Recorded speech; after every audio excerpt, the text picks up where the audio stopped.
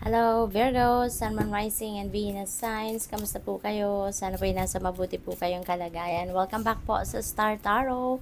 And if you are new here, welcome po and please subscribe, like, share, and comment po sa mga videos natin. Thank you.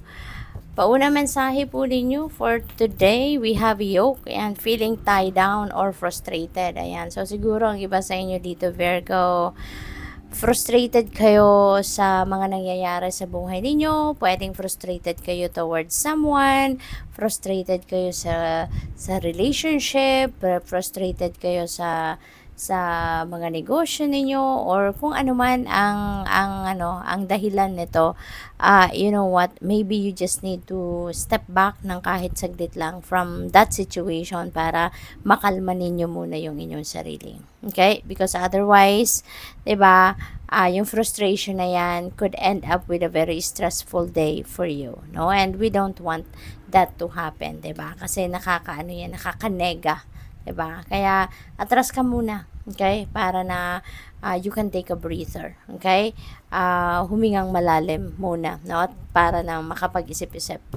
What else? We have finger warning you of a problem either now or in the near future.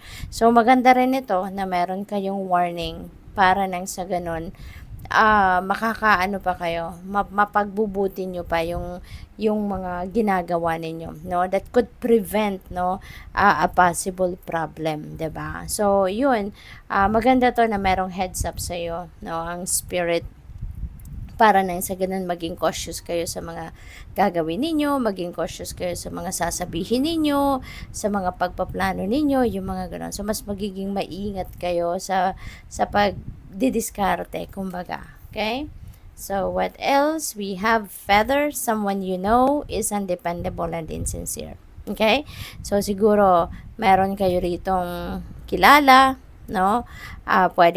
Pwedeng ano yan, pwedeng person ninyo, pwedeng kaibigan ninyo, 'di ba? Or pwedeng kamag-anak ninyo, no? It could be anyone na madidiscover ninyo sa ngayon, no? Na magkakaroon kayo ng sitwasyon na wherein makikita ninyo na hindi pala siya mapagkakatiwalaan, hindi siya sincere sa iyo sa kung ano man yung pinoproject niyang relationship sa inyo, no? So, what else? We have flowers, happiness. Wow, so magiging masaya kayo. Merong mga sitwasyon din dito na magbibigay sa iyo ng saya or possible na yung mga frustrations na yan, yung, yung mga problema ninyo siguro na pinagdadaanan sa ngayon might fade away, no? Baka mahahanapan mo na to ng solusyon, masusolve mo na to. Kaya napakaganda kasi yan, magdadala na yan sa inyo na sitwasyon ninyo ng happiness, no? Masusolve na siguro ninyo yung kung ano man ang mga issues, yung mga ganon.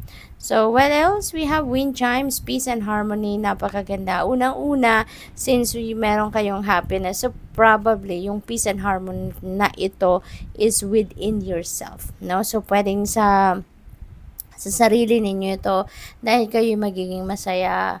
You will be at peace na sa ngayon. You'll be able to find your harmony within yourself.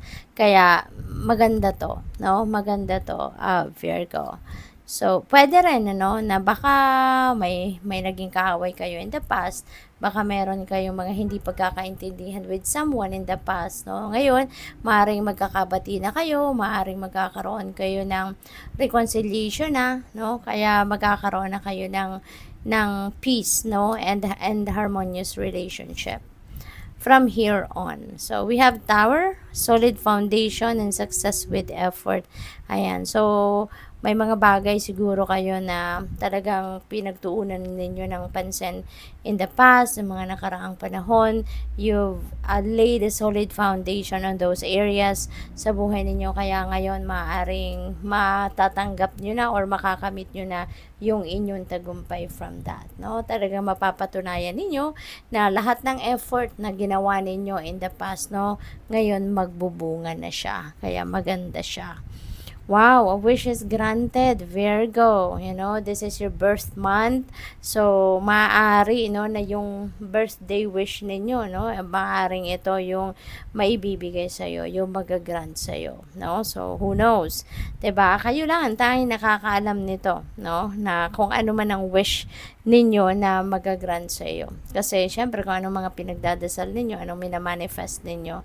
So, yun. But this is a very beautiful ano sa inyo, balita or heads up ng spirit, no, that a wish is granted.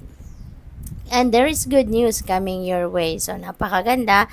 Maaaring yung mga balitang ito yung baka mga updates, no, na hinihintay ninyo or ine-expect ninyo. Probably, ano yan, resulta yan ng job interview, resulta yan ng siguro interview ninyo for abroad, 'di ba? Or baka yung magagandang balitang ito, baka magandang resulta ng mga blood work ninyo, resulta ng kung ano man mga medical procedures, no? So siguro maganda ang resulta ng mga to. So possible na ganon. What else? We have rooster, an arrogant, boastful person you should not cross. Ayan. Kung kilala nyo na to, no, pwede pa ninyo tong maiwasan. Kasi, di ba, kapag alam nyo na paparating na siya or pupunta siya sa kung saan man din kayo na gusto din pumunta, so may iwasan mo pa to, di ba? Pwede mong maiwasan. But just in case, di ba, hindi mo maiwasan, baka hindi mo din kilala, pwede rin ganon, di ba? At merong ganito na may arrogante, alam mo na kung ano ang gagawin, 'di ba? Wag mo nang salubungin 'to, wag mo nang sakyan, no, yung mga kung ano-anong pinagsasabi ng mga ng taong ito sa iyo, yung gano'n kasi naku baka mabwisit ka lang, hindi ba? Kaya as much as possible, iwasan mo na 'to. All right? So, we have courage, a journey, either physical or mental. Ayan. So, may travel, no? Si Virgo. Maring meron kayong pupuntahan. This could be ano lang, no? Saglit lang. Kasi maliit lang naman yung carriage. So, most likely, ano lang to, baka kalapit bayan, pwedeng ganun, ano? Nearby town lang to. Or maybe saglit lang kayo sa pupuntahan. So, pwedeng ganun. Or kung mental travel man ito, no? So hindi kayo masyadong ano naman, hindi masyadong matagal na pag-iisipan ninyo yung bagay na to. So, pwedeng ganun. Or baka ano lang, hindi hindi kayo masyadong may stress kumbaga, no, sa pag-iisip sa bagay na to, kung ano man yan, pag-iisipan ninyo. We have dark woman, ayan, dealings or relationship with a woman with dark complexion or hair. Ayan. So, yung natural color ito, no, ng kanyang balat or ng buhok, yung ganon. So, this person could be anyone sa buhay ninyo, no? At ano ito, maaaring kamag-anak ninyo, pwedeng mom ninyo, tiyahin ninyo, auntie, 'di ba? Or kapatid, no? This could be anyone, pwedeng boss ninyo to, no? Sa trabaho. So, depende sa inyong sitwasyon, but definitely you're going to be dealing with a dark woman, no? At this time. So, we have victory in some endeavor. Ayan. So, meron kayong tagumpay, no, na makakamit. Meron kayong tagumpay na ma-achieve sa buhay ninyo sa ngayon. So, napakaganda kasi baka ano to, yung victory na to could be related to yung victory na to could be related to trabaho, no? Could be related to your career, could be related to kung ano man, no, yung pinagtatrabahuan ninyo, whatever it is that you've been working hard, no, on, na maaring yan na mapagtatagumpayan ninyo sa ngayon. Or pwedeng yung mga problema, 'di ba? Maaring mga problema ninyo sa buhay sa ngayon, no, malalagpasan nyo na, 'di ba?